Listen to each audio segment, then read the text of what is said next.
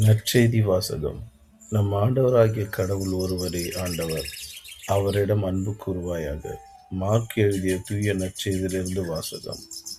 அக்காலத்தில் மறைநூல் அறிஞருள் ஒருவர் இயேசுவை அணுகி வந்து, அனைத்திலும் முதன்மையான கட்டளை எது என்று கேட்டார். அதற்கு இயேசு, இஸ்ராயேலே கேள், நம் ஆண்டவராகிய கடவுள் ஒருவரே ஆண்டவர்.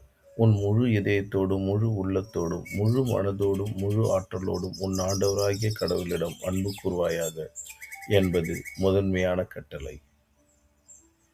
உன் மீது நீ அன்பு கூறுவது போல் உனக்கு அடுத்து இருப்பவர் மீதும் அன்பு கூர்வாயாக என்பது இரண்டாவது கட்டளை. இவற்றை விட மேலான கட்டளை வேறு எதுவும் இல்லை என்றார்.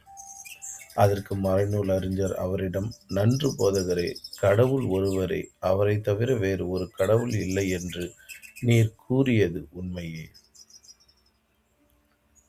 அவரிடம் முழு இதயத்தோடும், முழு அறிவோடும், முழு ஆற்றலோடும் அன்பு செலுத்துவதும், தன்னிடம் அன்பு கொள்வது போல் அடுத்து இருப்பவரிடம் அன்பு செலுத்துவதும் எரிபலிகளையும் வேறு பலிகளையும் விட மேலானது என்று கூறினார்.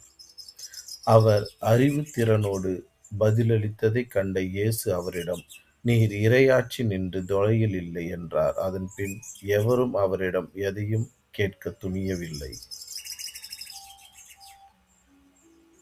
இது ஆண்டவரின் அருள்வாக்கு. இறைவா உமக்கு நன்றி. Praise the Lord.